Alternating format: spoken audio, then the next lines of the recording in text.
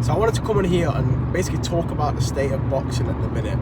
I mean, all the crazy shit that's happened with Chris Eubank and now AJ and Jake Paul and what's going on with Usyk and the kind of landscape of boxing overall, and obviously Yarde and Benavidez coming up. I thought it was an appropriate time to get back to making videos, especially as I'm driving to work. It kind of makes sense. So let's get into obviously the big one. Obviously Eubank and Ben, they fought. I'll be honest, like, I picked Eubank to win.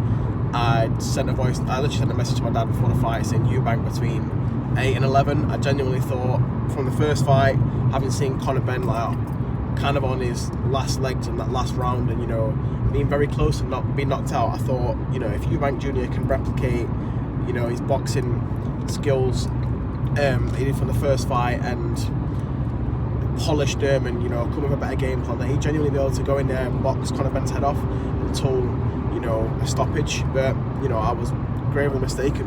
Underestimated how much that first fight took out of Eubank, how much the making the 160 took out of him, and then the rehydration clause, which we'll get onto that in a bit. I guess I've got to give full credit to Conor Ben, right? Because he went in there, even with a 60% Eubank, as Eubank would say, he went in there and put the effort in. And I guess Eubank's wrong in saying that 60% is all it takes to beat Conor Ben, because at this rate it seems like you need to be at least 100% in order for Eubank to beat him, which is never going to happen without that rehydration clause. But I mean, what a fight though. Like, I went out to watch it, I was on my edge of my seat the whole time before. Like, as the fight went on, I was thinking to myself, like, surely Eubank has got to start putting the pace now. He's a bigger man, he might be saving it, he's more experienced, like all them kind of things come into it. I'm like, yeah, he's Ben might have got the first half of the fight, and then as he got to round 9, I was like, man, I think I might have given Eubank 1 to 2 rounds, like, and that's like being generous. I really thought that Eubank would get that stoppage, and throughout the whole fight I was still hoping, but obviously it never came. On to Conor Ben then. So I mean, it's hard to argue now that if Conor Ben went back down to 147 and could replicate the kind of performance he did against Eubank, against some of the top guys there, that he couldn't get a W against some of the champions in that weight division. There's Mario Barrios, Rolly Romero, Ryan Garcia, with some of the names thrown out. I mean, realistically, Conor Ben's got the power to hang with them guys, Like, he's got the power to hurt them guys, regardless of what's going on with all the drug testing and all them things and all that kind of narrative that since he's not been on drugs, he's not got the power. I mean, evidently he has, because he just hurt a Eubank Jr. at 160, regardless of weight clauses, rehydration clauses or weight drain. Like, he still knocked out a fighter knocked down twice, nearly knocked out a fighter twice. He's 2 weight classes above his size. So like, how can you argue that he hasn't got the power now to go in there and hurt guys like Ryan Garcia? Especially when Tank Davis can. Tank Davis is a lot smaller man than Conor Ben is. But I mean, can he be a world champion? I guess the question is, that's the question, right? My answer is yes. I saw enough in that fight where I'm like, if he went in there and used the same tactics and boxed smartly and did all what he did against Eubank Jr., that he could replicate that against a Mario Barrios or a Ryan Garcia. I think Ryan Garcia is probably the most vulnerable out of all of them.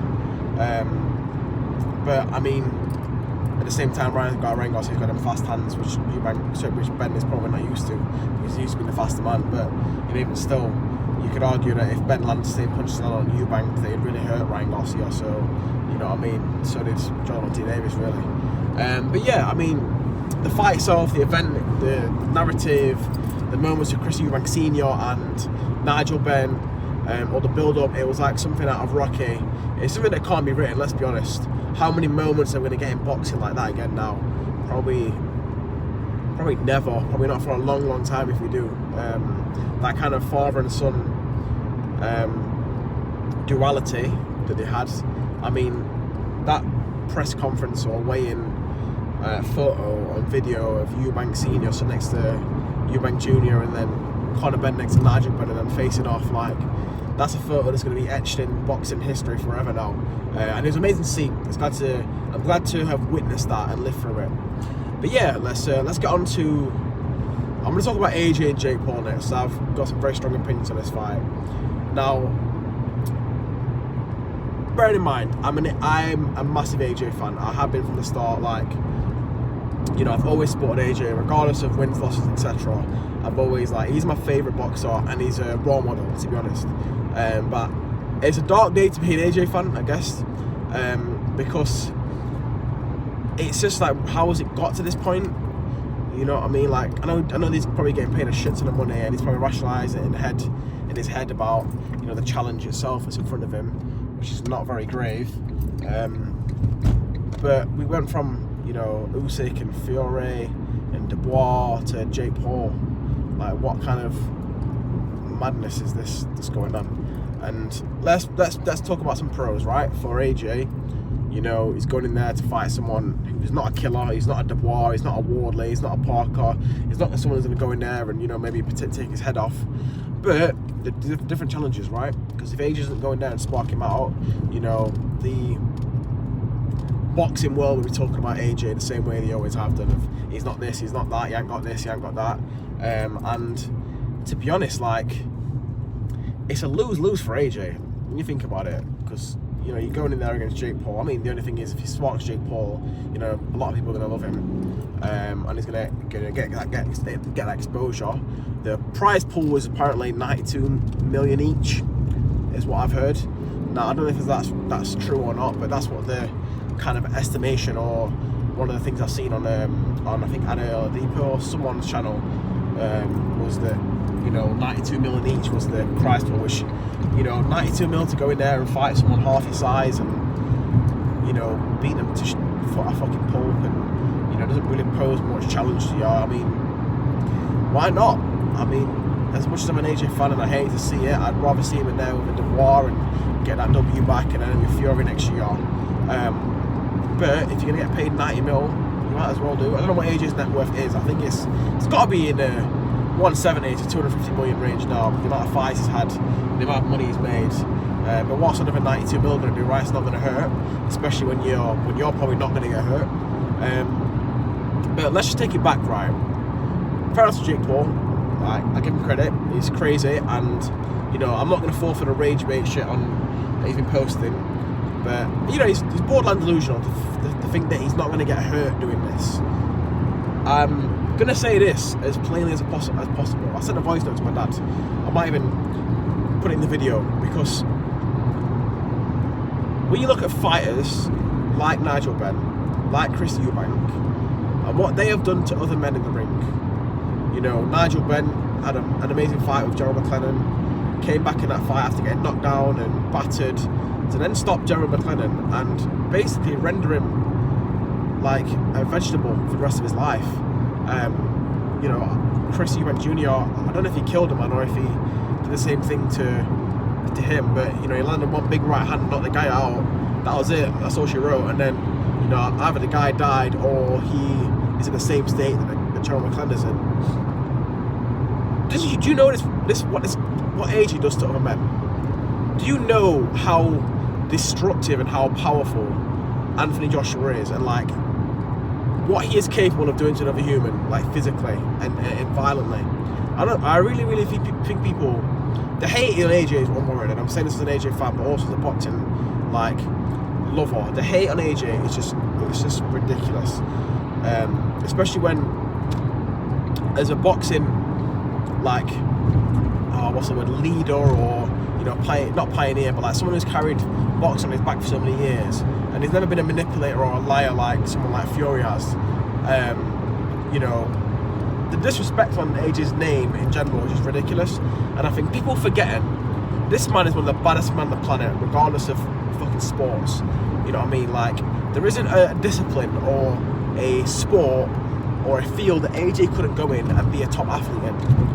Like, to an athletic level, but then also from the fact that whether you're a wrestler or a UFC fighter or a Muay Thai fighter, if AJ lands a punch on your fucking face, you're getting knocked out cold. Like, I think people forget like how dangerous AJ actually is as a human. There might be 5 to 10 men in boxing that can land a fucking glove on AJ and have a chance to beat him. That was something my colleague said to me the other day at work. She doesn't watch boxing. She doesn't really like boxing. She likes the violence of it. But I was explaining who AJ is, showing that they got on the knockouts, and I was saying, like, obviously, she kind of knows who Jake Paul is already, and I was saying, this is like the most dangerous fight that he could have taken out of everybody. Whether it's Usyk or Dubois, like, AJ isn't, just because AJ's been beaten by Usyk and Dubois and, you know, some elite level boxers, does not mean AJ's not still a fucking monster and beast of a man, right? He has got the power to punch Jake Paul that hard that, you know, there might be some genuine, like, repercussions for Jake Paul's life, and I hope the money he's getting paid is worth that risk, because if AJ lands a punch on Ngannou they did on Jake Paul, a man 50 pounds lighter than him, with half the boxing skill, half the boxing acumen, I'm genuinely scared. Like, and I'm not even chatting shit here. Like, I'm genuinely scared for Jake Paul's health in this fight. And I know a lot of people saying that, but like, I'm rationalising and going, right, Ngannou was a guy who'd taken knees and kicks and elbows and punches to the face with forehands gloves, and, you know, been there with elite heavyweights in his range, and, you know, some heavy hitters, and had never been knocked down. He'd barely ever been hurt. Barely. AJ went in there and within 2 rounds and put Francis Ngannou on a stretcher and folded him in half. Bear in mind, AJ might be a little bigger than Ngannou, but Ngannou's still 6'4", 6'5", 240. No, he's not. He's 270 pounds.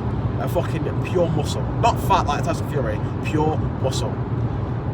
He went in there and starched that motherfucker. And I'm a Francis fan. Like, I love UFC and I love Francis. And Ngannou as a fighter. I love to watch him fight. And I didn't think that was going to happen, I'll be honest. I thought he might have been 4 or 5 rounds before AJ stopped him. And I mean, I take it. I didn't expect him to go in there and fold Francis Ngannou in half like a fucking beach chair. Like, do people understand how much power in one hand you've got to have to do that to another human? And he's going to go in there and fight Jake Paul, who's off the back of a Chavez Jr. win, who's nearly 50, who's never fought someone even half the size of AJ, half the skill of AJ, half the experience of AJ. The closest thing that he's got is Mike Tyson at 57 years old with serious health complications, and he barely managed to hurt Mike Tyson. What are we doing? Like, what? I don't understand it. I get it because of the money, you know, you must be getting paid a lot of money. But is that money really, really worth getting your head taken off your fucking shoulders and getting sparked out cold, an oxygen mask on, and people worrying for your life? Regardless of what Jake Paul thinks he might do to Anthony Joshua, he doesn't have a chance. I know I've seen people saying, like, and arguing, obviously, like they rightly should, you know, in boxing, and giving the kind of pundits and people who commentate on it, saying, yeah, but maybe he lands that one haymaker. You don't think fucking Dubois? Let's go watch that. Let's rewatch that Dubois first punch in that fight. A punch that's going to be harder than any punch Jake Paul could ever fucking throw in his life. Put AJ on his knees, right? And got back up straight after. You think a punch that Jake Paul can land can even potentially hurt AJ enough to get a stoppage? Yeah, it might hurt him, might like brush off his jaw and be like, shit, that fucking hurt, I don't want to take another one of them. But to hurt him, to put him down, to win a fight, no fucking way. I don't care what anybody says. I don't care. Jake Paul is not big enough, not strong enough, not fast enough to even contend in a match with AJ. And AJ is, you know, he's getting to the back end of his career now. I'm not going to say, like, because I'm not one of the people who says, like, AJ should retire or anything like that. I never think that about most boxers until they genuinely should. But what is he thinking? I think the other thing to talk about is obviously Usyk next, and kind of what's next for Usyk. I mean, I think he should fight Fabian Wardley and beat him and become 3rd time undisputed heavyweight champion of the world, to be honest with you. I mean, he just beat Dubois, who's, you know, off the back of an AJ win, Gerald Miller win, Hergovich win. You know, Wardley's off the back of a Parker win, which is a great win, don't get me wrong. He puts him at world level, but what would Usyk do to him? Who knows? Well, what would Wardley do to Usyk? Who knows? I don't think a lot, I'll be honest. I think Usyk's got enough experience, enough fights now in the heavyweight division to know, okay, you know, some of these guys can punch, right? But skill for skill, still got nothing on me. And that's another thing as well, is like everyone's forgetting, out of Fury, Dubois and AJ is still the only person who managed to fucking have Usyk hurt. Like, Usyk was genuinely like, oh shit, I need to take a second here. I need to recover and get back to basics, because fucking hell, that was a hard punch. And that was a second AJ and Usyk fight, and I've never seen Dubois like hurt Usyk that bad. The body shot was, that was fine.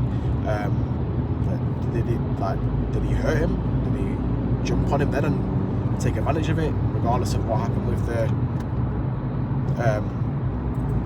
the low blow? No. Was he hurt enough to hurt him again? Probably not. Who knows? But Dubois never hurt Usyk that bad. Fury never hurt Usyk that bad. You know, Fury might have landed a handful of good uppercuts. Yeah, great. Who hasn't landed a few good punch on Usyk before? Who's the only person to actually have Usyk hurt? Anthony Joshua.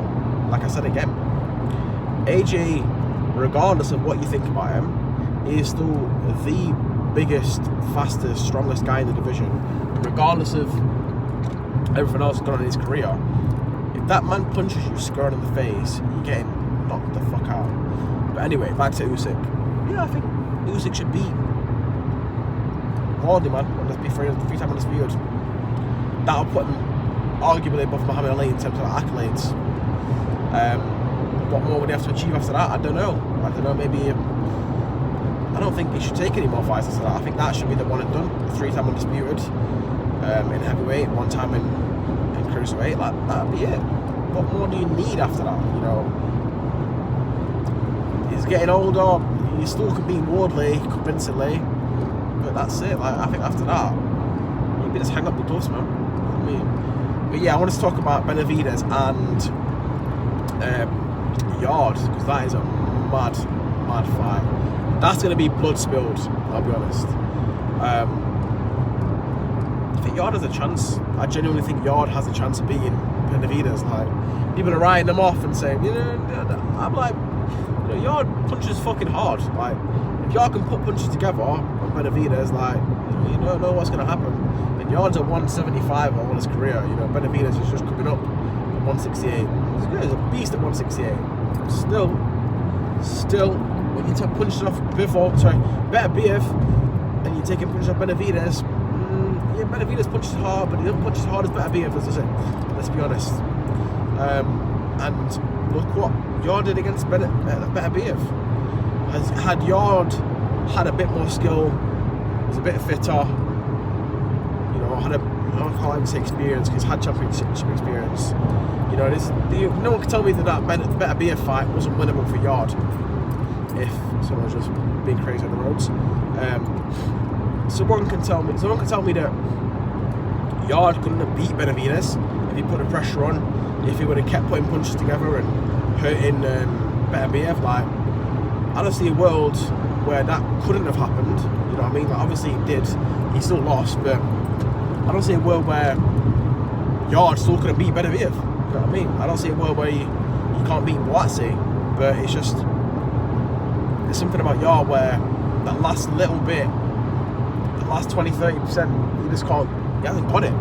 So it's fair enough. But, Benavidez isn't, he is elite, but he isn't a Beterbiev, he isn't a Bivol. Who knows? I mean, Bivol beats both of them. That's the thing. Bivol beats both of them convincingly, and I don't even think it's close, to be honest with you.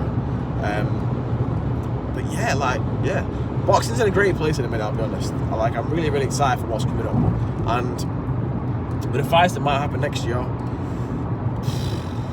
it's a great day to be a boxing fan. It's a great year to be a boxing fan, to be honest with you. And I'm really, really looking forward to everything that's coming up. And yeah, just seeing what kind of happens in the next year or two of boxing. But yeah, that's the video there. Thank you guys very much for watching. I hope you have a good rest of your day. If you disagree, leave them in the comments. Leave any comments on your opinions on, where am I wrong, what am I not looking at. Maybe take another angle, maybe see if there's something I'm not seeing. But yeah, I'll leave the video there. Thank you very much for watching, and take care.